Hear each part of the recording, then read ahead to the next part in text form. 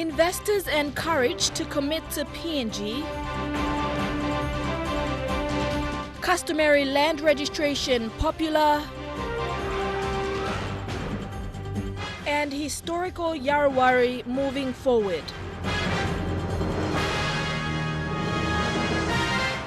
This is National EMTV News with Helen Sayer.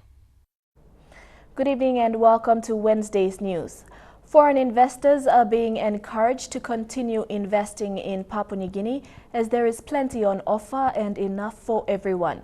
An optimistic 2016 country report launched by the Oxford Business Group today says despite the country's struggling economy caused mainly by the drop in global commodity prices, there are still substantial engines of growth that the country is yet to tap into.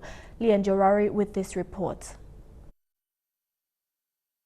The annual country report by the Oxford Business Group highlights the downturn in the country's economy as a result of the drop in global commodity prices. But while exports from PNG's first LNG project are dismal at best due to circumstances beyond the government's control, attention is shifted to the country's national elections next year, which will no doubt require substantial funding. With a glass-half-full perspective, the private sector and international agencies are working with the government to target a balanced budget by 2020, which will be brought about by, amongst others, more cautious spending and cutting costs in the budget, announced recently by Minister for Treasury Patrick Pruich. 2017 budget is framed under the backdrop of low commodity pricing, so I'm expecting that our budget will be a smaller budget this time. It's no secret that the economy is struggling. Now the government has been urged time and time again to invest in sectors other than the resource sector in order to diversify the economy. The report predicts that the upcoming 2017 elections as well as APEC 2018 will continue to keep a strain on the economy. And a lot of our book report this year is focused on these other sectors. Now, our experience from resource-rich nations shows that employment, achieving employment and sustainable income growth depends on developing these non-oil sectors. And in the very short term, it makes sense to focus on downstream processing, on service activities related to these landmark industries. But at the same time, we should focus beyond them. Iarowari, National EMTV News. Two asylum seekers at the Manus Processing Center were hospitalized after being attacked by youths over the weekend. The two men from Somalia were walking to Lorengau town from the Refugee Transit Center when they were confronted by two youths who demanded money and smoke off them. Manus Acting Provincial Police Commander Senior Inspector David Yapu said one of the refugees was struck in the head with a stone before he was robbed of his belongings worth over 3,000 kina. One of the two prime suspects has been arrested while the other is still at large. Senior Inspector Yapu says this was one of many attacks carried out by local youths on the refugees since the processing center was rendered unconstitutional in April. Mr. Yapu said the refugees have the right and freedom to walk freely without being intimidated as they await permanent resettlement. The acquisition of land titles through customary land registration is growing in popularity as landowners are registering their land to reduce risks of illegal land dealings and exploitation. The Incorporated Land Groups or ILGs is one concept that land experts say gives landowners the authority over their own land and also dictates on how developers use the land. The government, meanwhile, has encouraged landowner groups in the country not to sell their land cheaply to big companies, which was the case in previous years. Edwin Fidelis has this special report. In light of the mineral boom and explorations in Papua New Guinea, the importance of land and the advantages and disadvantages are slowly becoming evident. This prompted the government to revise the existing land laws and make it more effective. But various land reforms over the years came with consequences. There were so many fake titles, investors, big investors coming with fake titles and they say, we want to invest and give us your title. No. This is not who issued this title. Oh, this person.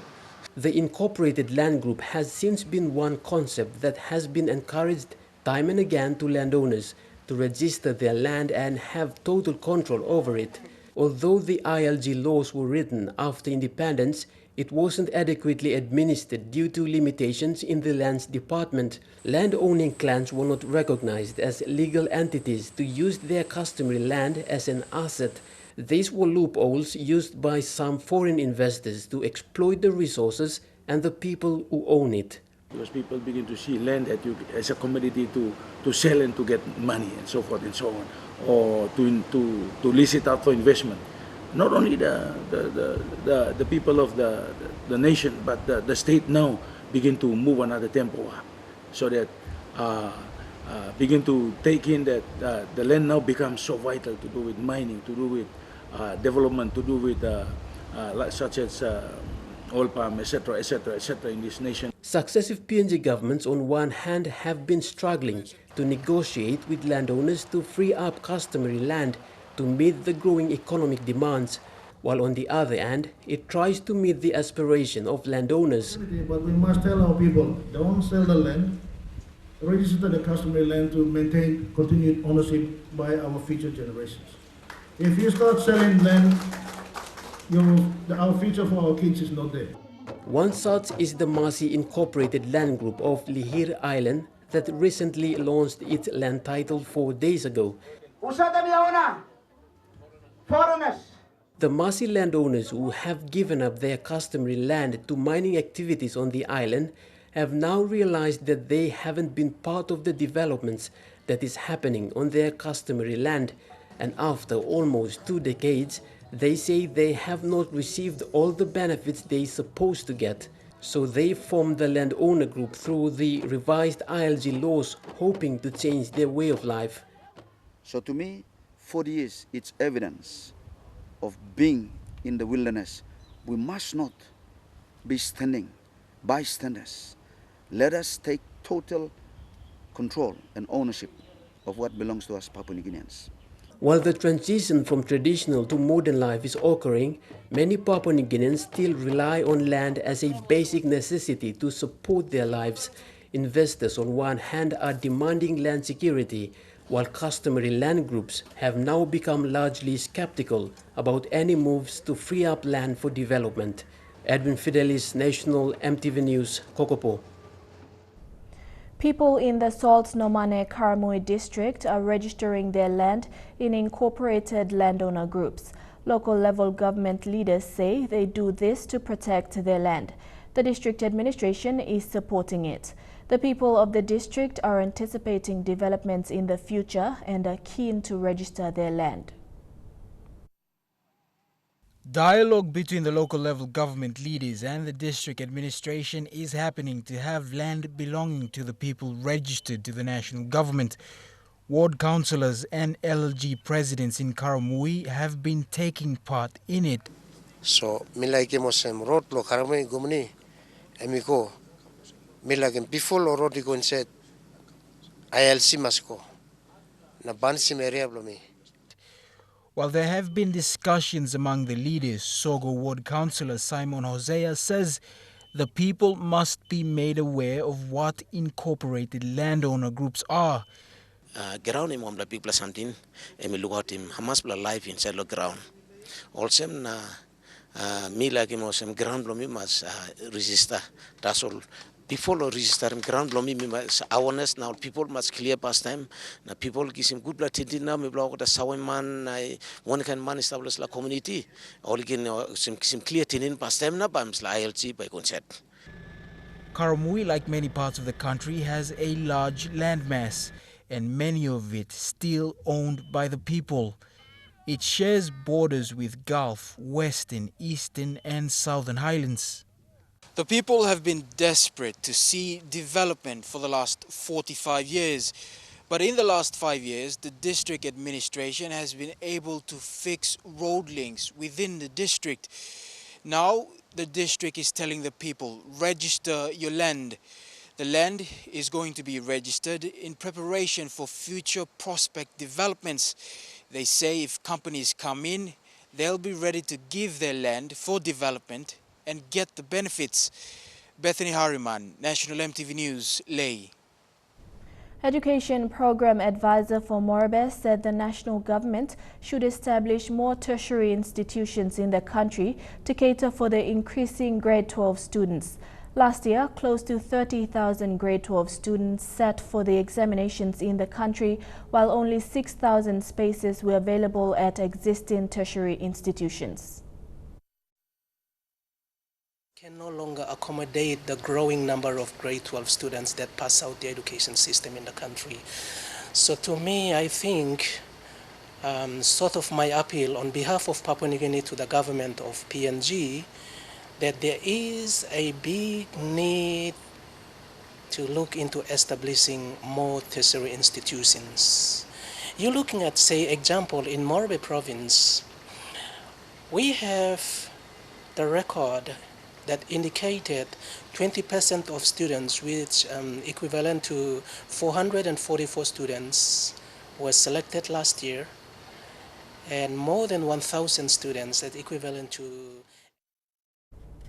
The Independent Consumer and Competition Commission, or ICCC, says it intends to approve Air Niugini and Qantas code share arrangements on the Port Moresby-Cairns route for a period of 5 years. Code share is an interline partnership where one carrier markets service and places its code on another carrier's flights. The watchdog says this arrangement would benefit the traveling public. Some of these benefits include competition in airfares and Air Niugini providing a range of customer choice with regards to choice of airfares and scheduling of flights.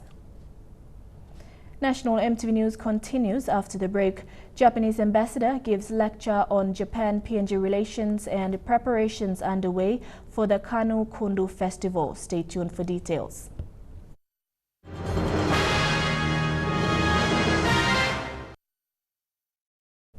Welcome back. Ambassador of Japan to PNG, Morio Matsumoto, visited the Sogeri National High School outside Port Moresby yesterday. He presented a lecture to over 500 students entitled Japan-PNG Relations, Message to the Future Leaders of PNG. Sogeri National High School has a historical link with Japan, being the first school in PNG to include Japanese language class in its curriculum over 30 years ago. Sogeri National High School holds a special place in the hearts of successive members of the Japanese diplomatic corps. Ambassador Matsumoto told the students that global cooperation between PNG and Japan is the new trend, as PNG is playing a more active role in the international community. Currently, Japan is consulting with PNG counterparts to find best ways to cooperate for APEC meeting in 2018 in Papua New Guinea. I myself signed an agreement with the Foreign Minister and the Immigration Minister, Rimbing Pato, to give approximately 13 million kina assistance to procure transportation equipment such as buses and Apart from conducting the first ever Japanese language education in the country, this year the Sogeri National High School also entered into a sister school arrangement with the Sendai Ikwe Gakuen High School in Japan. This arrangement is expected to promote people-to-people exchanges between Japan and PNG. Each year, 2 Sogeri students will visit the Sendai Ikwe Gakuen High School. In the meantime, Ambassador Matsumoto said PNG and Japan are similar in that both countries have rich traditions that need to be preserved. This kind of cultural diversity is quite similar to that of yours. PNG culture has a diversity, but more importantly, the how to preserve or keep the traditional culture for the modern society. That is a more important thing for you to think about. The ambassador and his wife and a counterpart then entertained the students with the traditional Japanese musical instrument called koto, similar to the harp.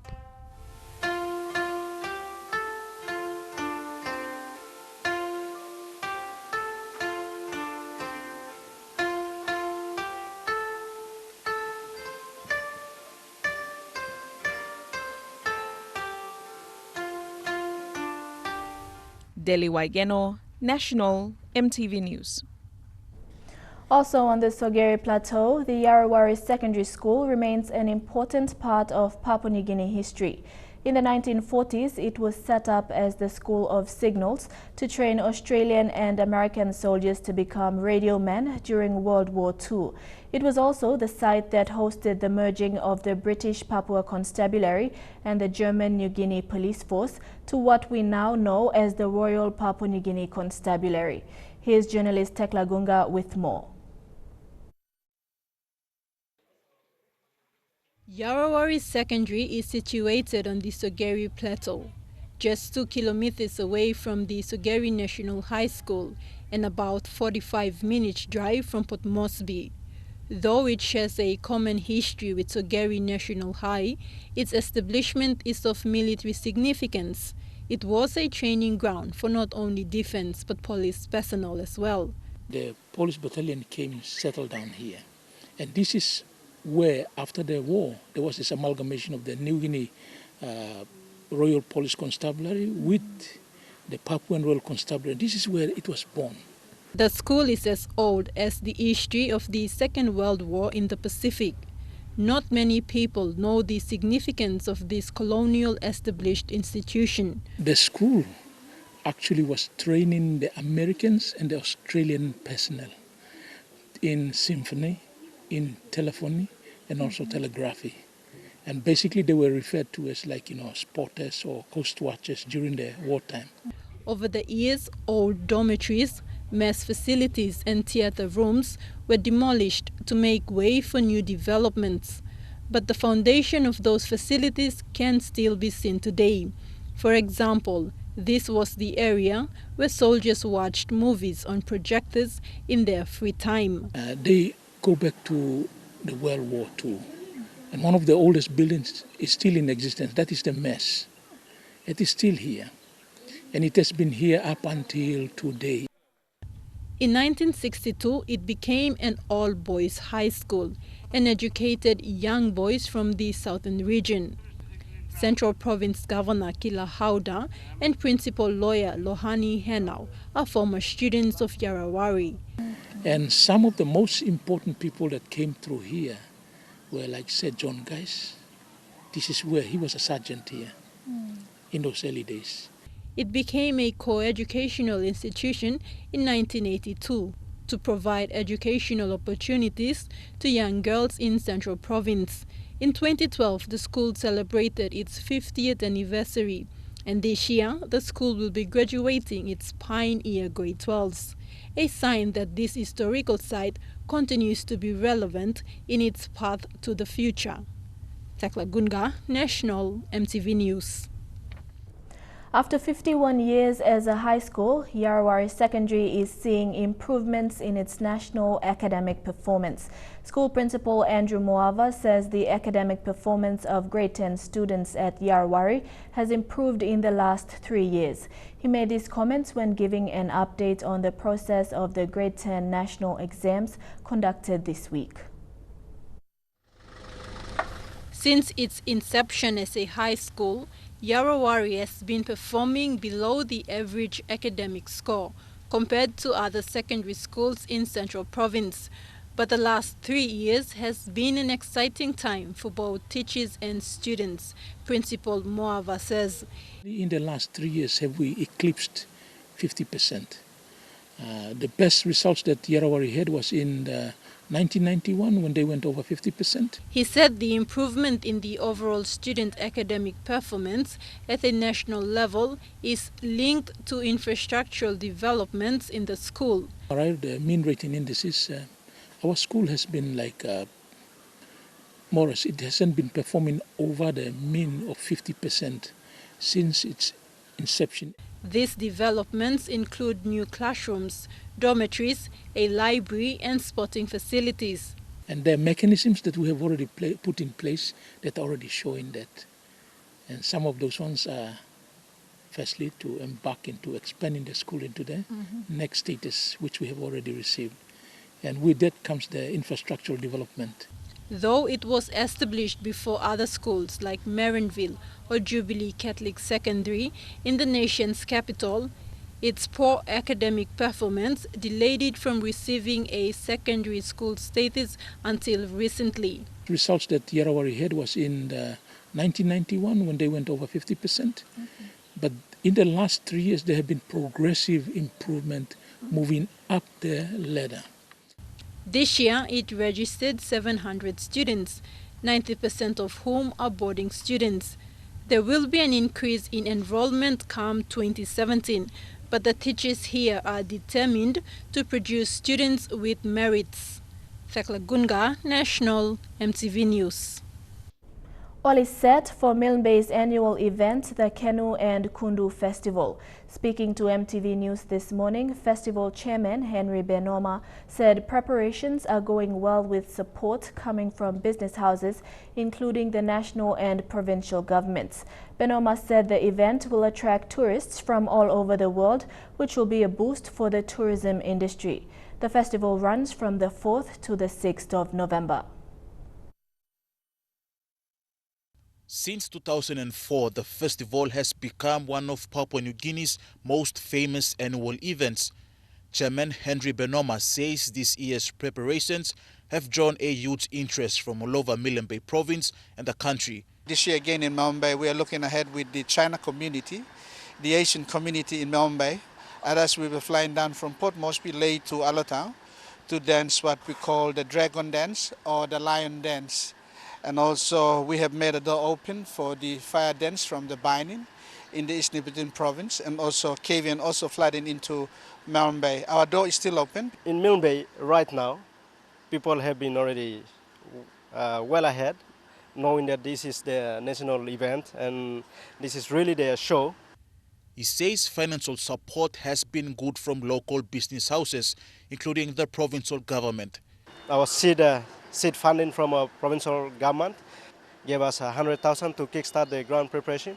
We also have a local business house, Pick and Pay, gave us 10,000, which we're proudly to mention that they've been always the first people to give us 10,000 to start with. The event will be held on the 4th to the 6th of November, and Benoma says people from all over the country are welcome to be part of the festival and the culture of Milne Bay. We are one people, one nation, and one culture. It reminds us that this national event called the Kenu Kundu does not belong to the people of Milne Bay alone, from the Rabaraba to Trobriand Islands to Misima and to the mainland, but it belongs to the people of Papua New Guinea.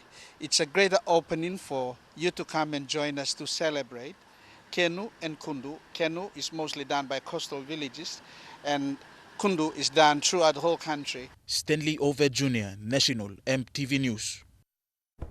Meanwhile, Lei Biscuit Company today presented 10,000 kina to the Kenu Festival Committee as funding toward the Kenu and Kundu Festival. Southern Region Sales Manager Lacey Ori said the company is community-oriented and the support for the festival is one way of giving back to the community. He said the company is for the people and it supports tourism in the country. Lei Biscuit is one of many business houses that has been supporting the festival for over 13 years. As you know, Lei Biscuit Company is a PNG-owned company and a community-oriented company. We support people and culture, and this is one way of us saying thank you to our people for the patronage over the years. This money is going to be spread throughout Milne Bay to bring in all culture group from the mountains of Milne Bay, from Hagen, right down to the Trobriand Islands, to the Misima, to bring people into Milne Bay to showcase of their culture. And during the process, we'll be having a lot of people throughout, not in Papua New Guinea as well, but international communities like in Australia, in England. People will be flying in for us to present. And now looking at our finance news, the kina closed unchanged at $0.3155 in the interbank market.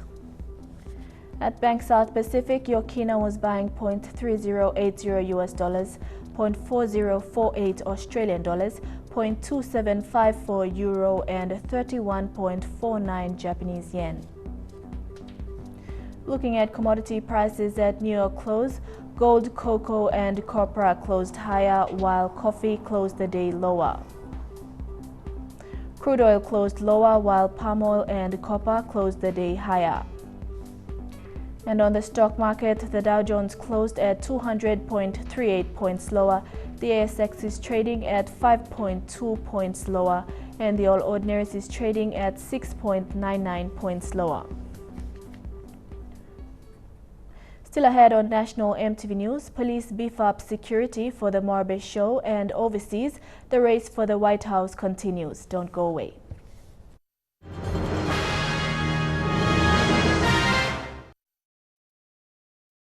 Welcome back to the news. Lei police have set up roadblocks throughout the city to conduct random checks on vehicles as a response to the increase in armed robberies. Metropolitan Commander Chief Superintendent Anthony Wagambi has also issued a strong warning to people supporting criminal activities through the provision of vehicles, boats and funding to stop. Those involved will be arrested and charged if there is enough evidence found. Police are also monitoring activities within the city following the spate of robberies that happened in the last 3 months. Random roadblocks are set up to check on occupants of vehicles. Wagambi is appealing to the general public for their cooperation when approached by police at roadblocks. Wagambi says since the start of the special operation, there has been a decline in robberies within the city. The Metropolitan Command has requested additional manpower from mobile squads based in Medeng and Goroka. Police will provide security both during the Morobe show and within the city. This is to ensure peace and normalcy during the show period. The general public has been asked to behave in an orderly manner. Matalubis, National EMTV News, Lei. The Momase Mobile Squad Division is building partnership with the private sector to ensure that its operations continue to function despite the struggle with limited resources. Honeybrooks NGI, a company based in Lei, has an ongoing partnership with the Lei Mobile Squad, which covers logistics and administration supplies. The Lei Mobile Squad has also assisted the company with security issues on several crucial occasions. Momase Mobile Group operates in Morobe and commands 3 mobile squads in the region: MS-13 Lei, MS-14 Goroka, and MS-15 Bulolo. The division carries out operations that directly curb crime in the highlands and Momase, but resources within the division are stretched, and so partnerships are being formed. We need to be safe, and we're very proud to have a close relationship with the police. Honeybrooks Managing Director Matthew Lewis says the company assists where it can, but more businesses must help the police service. Other businesses around Lae and around Papua New Guinea to dig into their pockets and help out. Momase Mobile Group MS-13 based in Lei has assisted Honeybrooks in its many security issues and provided legal advice. In return, the company has also, on many occasions, assisted MS-13 with fuel, logistics to better carry out their duties in curbing crime within the city. Last year, MS-13 assisted Honeybrooks in successfully retaining its land from illegal settlers at 9 Mile. Other business houses can contribute in their own small ways. It will assist to have a secure, a safer community for everybody else to live in. And when you have a safer community, that's when business also thrives. Lei Metropolitan Commander Chief Superintendent Anthony Wagambi Jr. says policing is a community effort that should involve everyone. Today, the company presented computers to the division. Bethany Harriman, National EMTV News, Lei. Mosby Northeast MP Labia Mayu says services and projects will be channeled through an entity and not individual groups.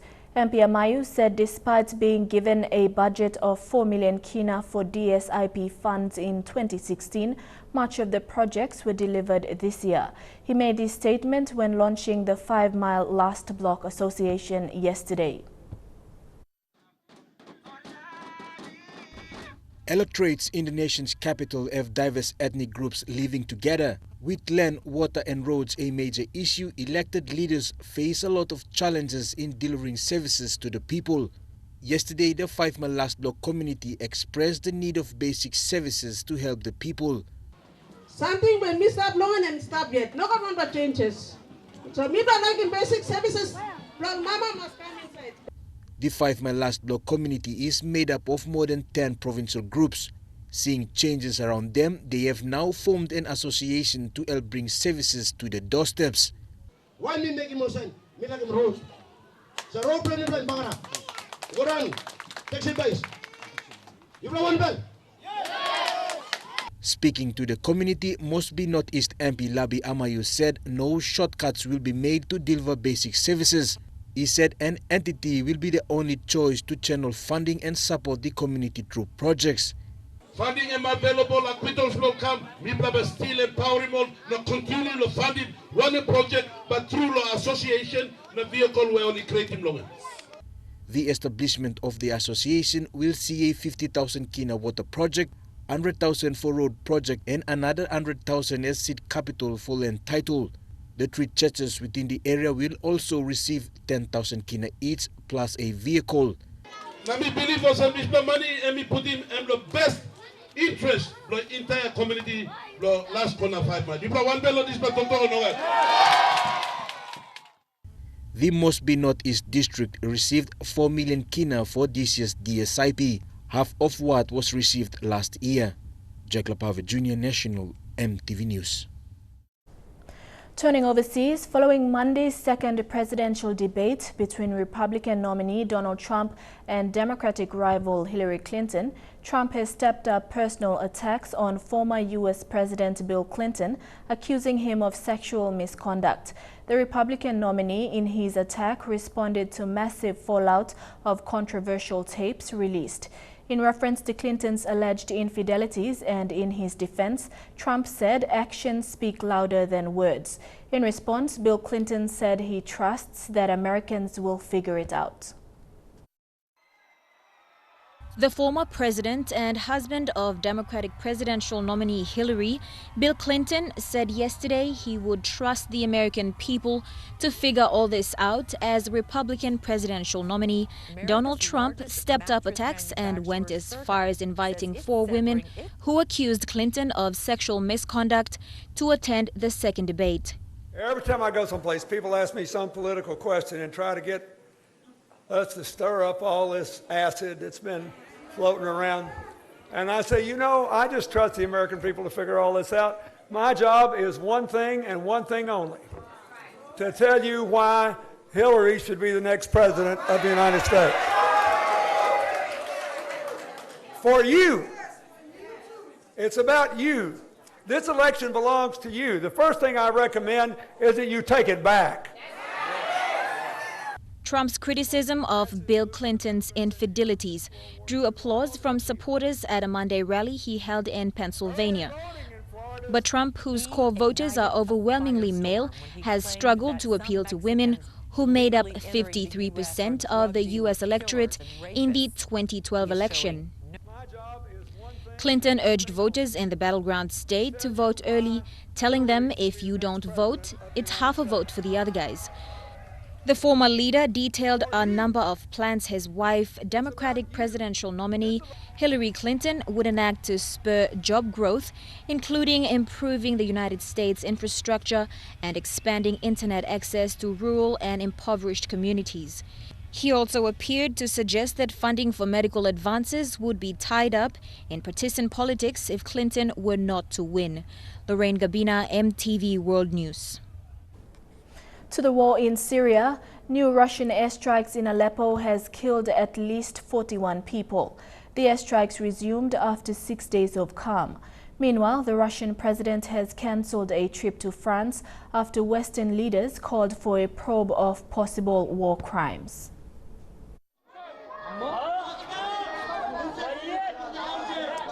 This video purports to show the aftermath of Russian airstrikes on rebel-held areas in Aleppo. CNN can't confirm where and when it comes from. Activists say a total of 20 airstrikes, some using bunker-busting bombs and cluster munitions. killed at least 41 people on Tuesday. Pro-government forces say they are taking back territory from the opposition. This video appears to show them taking over a district that used to be part of the besieged area. Matthew Chance joins us from Moscow with a point of view from there. What's Russia saying about these accusations, very strong accusations coming from Paris? Well, it's rejecting them, essentially. It says that it doesn't bomb civilians in Syria. It says that it only targets terrorist groups inside Syria, and it's going to continue to do that. In terms of the meeting that was cancelled abruptly by President Putin, the Kremlin says that doesn't say exactly, you know, that was because of the comments of Francois Hollande that Russia could face or should face war crimes trials for its actions in Syria. It said instead that, look, it was about the events surrounding the opening of a cultural centre in Paris. Some of those events, in its words, fell off the programme, and it said that President Putin, this statement from the Kremlin, said that President Putin would go to Paris and meet Hollande at the French president's convenience.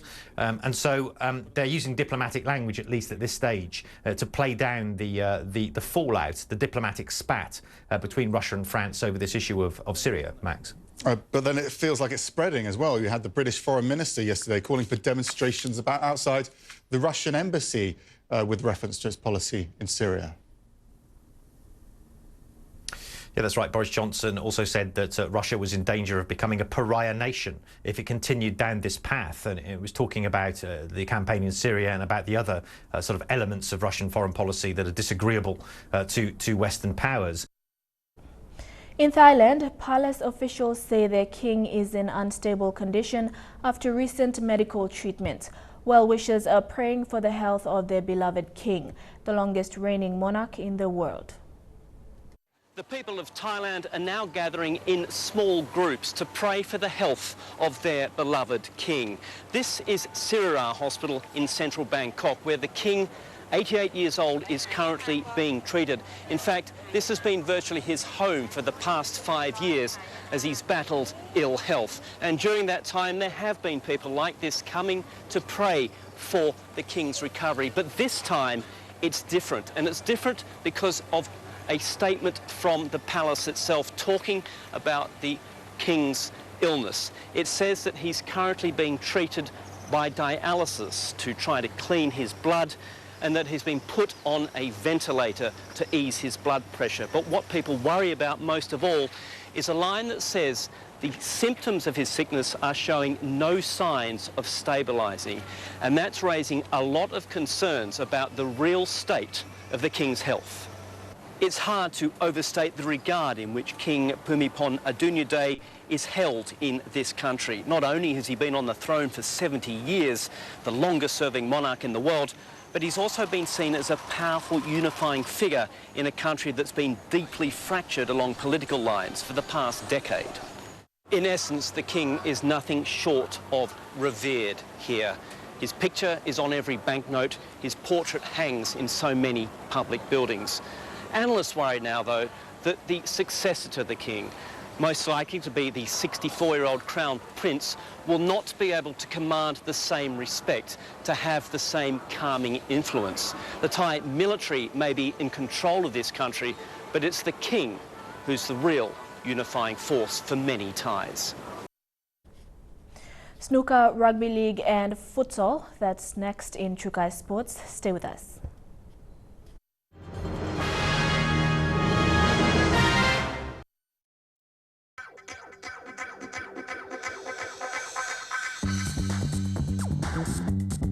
Chukai Sports.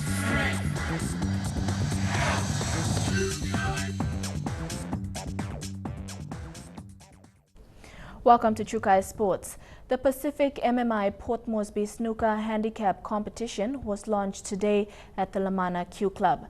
The tournament will be held from October 27th and will end on the 6th of November.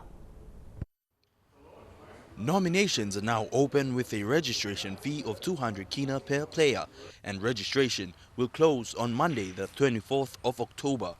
64 players are anticipated to take part in the Handicapped Challenge. The draws will be done after the registration closing date. Usually every year we get a little bit more than that, but because of the number of venues that are involved and time, we can only accommodate 64 players. So basically it's going to be first in, first serve. Tournament director Danny Earls says the Handicapped Challenge is an exciting event and one of his personal favourites. Yeah, no, it's going to be a good comp. Me personally, I think it's one of the most enjoyable comps because it gives, we have a very wide range of players from Premier to C grade. Els also said the tournament is unpredictable and may see a player in the lower divisions win the tournament. With the handicap system that we got going on, it actually puts everyone on a level pegging. So it makes out to be a really interesting competition. Many juniors are expected to take part in the competition after showing promising signs of improvement in previous competitions. Yep, no, we definitely encourage our juniors. I hope a lot of them will be taking part in this. We'll be encouraging them to take part. We've got some really good juniors coming through. And even in the last tournament, which was the national titles, some of them actually showed a lot of potential. And I think in this competition, they can really stand up. Pacific MMI has sponsored the event and will see their sponsorship run for the next 2 years. MMI is proud, and obviously we acknowledge the former MD Wayne Duggan in his support to promote the game for the last 9 years, and we're in our 10th year of supporting this tournament. Participation of men, women and juniors has increased over the past few years, and the organisers are hoping for a bigger and better handicap challenge this year. Elijah Levitt, National EMTV Sports. With all the hype over football and with the countries preparing to host the Women's Under-21 World Cup titles, Sports Minister Justin Tichenko says PNG may well have a new national sport despite the increasing popularity of rugby league. He said football is one of the many sporting codes played around the country by many football enthusiasts, and it is a non-contact sport. While much focus in sports has been evolving around rugby league, Sports Minister Justin Tichenko clarified that the rugby league is still and will be the national sport in the country. Football will take over rugby league, honestly. Rugby league is our national sport, but it will be up there, second or third easily, with rugby union for the female netball. But yeah, football is played in all provinces throughout the country. Focusing more on football, he said the code has always been played by many Papua New Guineans around the country, where both men and women are involved in the sport. While rugby league still remains the national sport of the country, other sporting codes such as netball, volleyball and football have also played their part in attracting Papua New Guineans around the country to play them in their local communities. It's going to take time. But football's a popular sport that is played right down from the village into the settlement, in school, on the local field in the backyard. So it's an easy game to play. I think the good thing about it too, it's more of a gentleman's sport, so non-contact is another thing as well. Another sport that's on the rise is rugby union, with many youths around the country taking part in the sport. But Minister for Sports Justin Tichenko is encouraging young Papua New Guineans to play in any sport they feel comfortable with, and that it's never too late to switch codes. And you can catch the full interview with Justin Tichenko, which airs on MTV's Football First program tonight at 7:30. Godwin Eki, National EMTV Sports. The finals of the Special Olympics futsal competition will take place at the Rita Flynn Indoor Netball Courts this Friday. The five-a-side football competition, introduced to encourage persons living with disabilities to participate, was carried out for 5 months amongst 10 teams. The competition is a first of its kind, conducted by Special Olympics PNG to create awareness amongst the young people. The 10 teams that took part are from all over Port Moresby. The grand final this Friday will see 4 teams compete. The first game will see Red Cross Special School and Gaba Gaba 1 play for 3rd and 4th placing. The second game will be between Cheshire Disability Services and Hohola Demonstration Primary School. True Kai Sports continues with football after the break. Stay with us. True Kai Sports. Welcome back to True Kai Sports.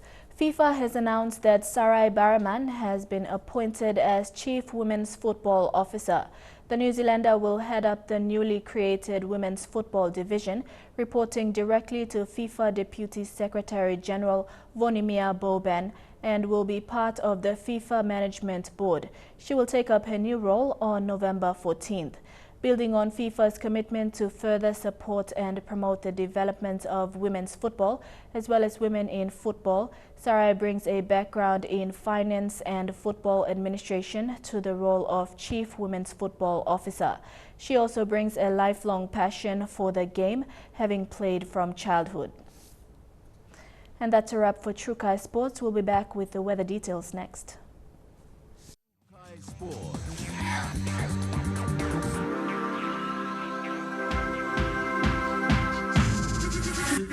True Kai Sports. The weather details are proudly brought to you by Dulux Weather Shield. Worth doing with Dulux.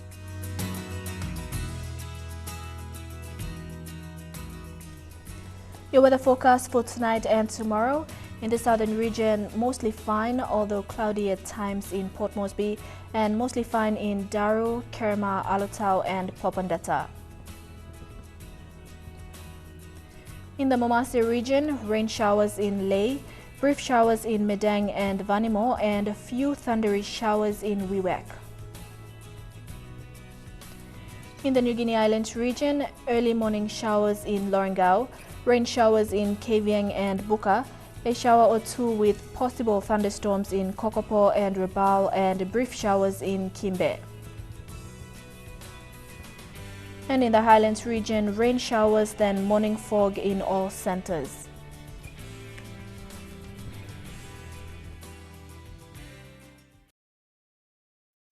The weather details are proudly brought to you by Dulux Weather Shield. Worth doing with Dulux. Now recapping our top stories for tonight. Investors encouraged to commit to PNG. More customary land groups register their land, and historic Iarowari High School in the Central Province moves forward.